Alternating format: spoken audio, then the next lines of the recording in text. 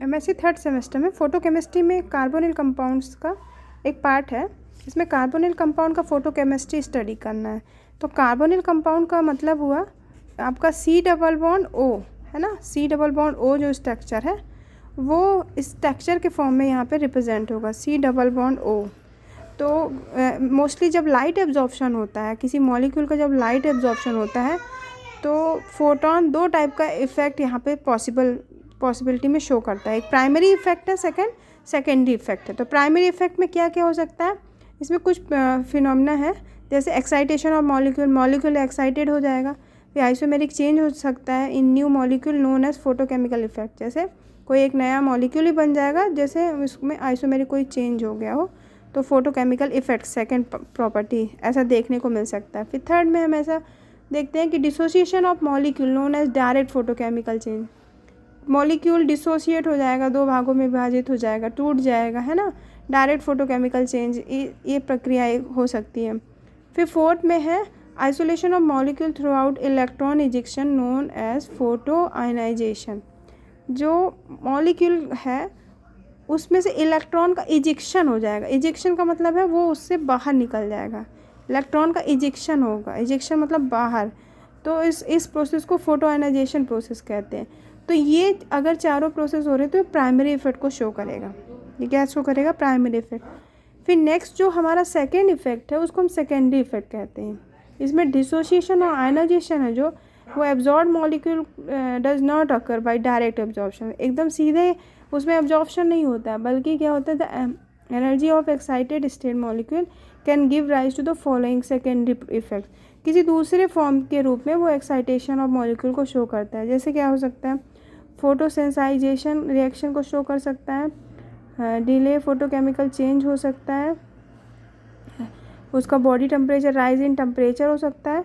और फिर very well no ये क्या है, फ्लोरिसेंस हम लोग जानते हैं, फ्लोरिसेंस हो सकता है। एब्जॉर्प्शन, उसकी ग्राउंड स्टेट क्या होगी, अपर हायर एनर्जी स्टेट में चली जाएगी सिंगलेट की, और वो एनर्जी इमिट करके लौटेगा तो फ्लोरिसेंस प्रोसेस शो करेगा। कभी कभी क्या करता है वो ISC inter system crossing show करके फिर आपका रिफ्लेक्शन करता है लाइट का, तो उसी प्रोसेस को हम फॉस्फोरेसेंस कह देते हैं। Fluorescence, phosphorescence, rise in temperature और उसके तापमान में वृद्धि, फोटोकेमिकल चेंज है, और फोटोसेंसाइजेशन की जो रिएक्शंस है, ये सब सेकेंडरी इफेक्ट में आएगा। तो मोस्टली फोटोकेमिकल का जो पर्टिकुलर मॉलिक्यूलर लाइट को एब्जॉर्ब करने के कारण ये दो प्रभाव यहाँ पे प्रदर्शित कर सकता है। ये आपका कॉन्सिक्वेंसिंग ऑफ एब्जॉर्प्शन ऑफ लाइट हो गया by the molecule by the two process. First effect is primary effect and second one is secondary effect. फिर नेक्स्ट पार्ट है इसी में फोटोकेमिकल रिएक्शन। जो फोटोकेमिकल रिएक्शन होती है मोस्ट ऑफ केसेस में आर यूजुअली यूनिमॉलिक्यूलर रिएक्शन, या तो अकेले एक ही मॉलिक्यूल में रिएक्शन प्रोसीड होगा या बाई मॉलिक्यूलर, दो मॉलिक्यूल, ठीक है। ये मोस्टली क्या होती है, यूनिमॉलिक्यूलर या बाई मॉलिक्यूलर रिएक्शन से होती है। यूनिमॉलिक्यूलर रिएक्शन क्या होगा, इलेक्ट्रॉनिकली एक्साइटेड मॉलिक्यूल के अंडरगोज प्रोसेस में शो होगी, केमिकली चेंज उसमें इन्वॉल्व होगा अदर मॉलिक्यूल के साथ, और इस टाइप को नॉन रेडिएटिव डीके की प्रोसेस से ये प्रोसीड होती है। केमिकल रिएक्शन क्या होती है, नॉन रेडिएटिव डीके का उदाहरण होती है। और बॉन्ड क्लीवेज, इसमें जो बॉन्ड टूटते हैं वो फोटोलाइसिस प्रकाश की उपस्थिति में होते हैं। उनके बॉन्ड का जो टूटना होता है वो प्रकाश की उपस्थिति में होता है। और इंटरमॉलिक्यूलर रीअरेंजमेंट होगा, जिसके कारण से मॉलिक्यूल क्या होंगे, रीअरेंज होंगे, और टिपिकल यूनिमॉलिक्यूलर रिएक्शन का ही एग्जाम्पल प्रदर्शित करते हैं। ये यूनिमॉलिक्यूलर की कंडीशन हो गई। ये पैरा यूनिमॉलिक्यूलर कंडीशन शो कर रहा है। सेकेंड पैरा है in a bimolecular photo reaction, molecule in excited state usually react with a ground state molecule.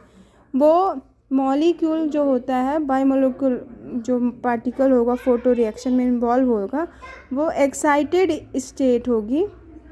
वो क्या होगी, उसकी नेक्स्ट मॉलिक्यूल से जो ट्रीट हो रहा है, रिएक्ट हो रहा है, उसकी ग्राउंड स्टेट के साथ ही प्रेजेंट होगा।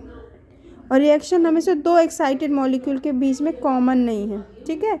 एक एक्साइटेड होगा, एक ग्राउंड स्टेट का होगा। कहने का क्या मतलब, एक मॉलिक्यूल एक्साइटेड स्टेट होगा और usually react with ground state, मतलब एक एक्साइटेड एक ग्राउंड स्टेट का होगा, एक ग्राउंड का है तो दूसरा एक्साइटेड का होगा, ऐसा बोलता है। Each molecule in present in low concentration in ordinary photochemical experiment. इस प्रक्रिया में क्या करते हैं, जो मॉलिक्यूल होता है वो उसका उपस्थित होना बहुत कम कंसंट्रेशन में भी इस अभिक्रिया को पूर्ण कर लेता है, ऑर्डिनरी फोटोकेमिकल एक्सपेरिमेंट को रिप्रेजेंट कर देगा।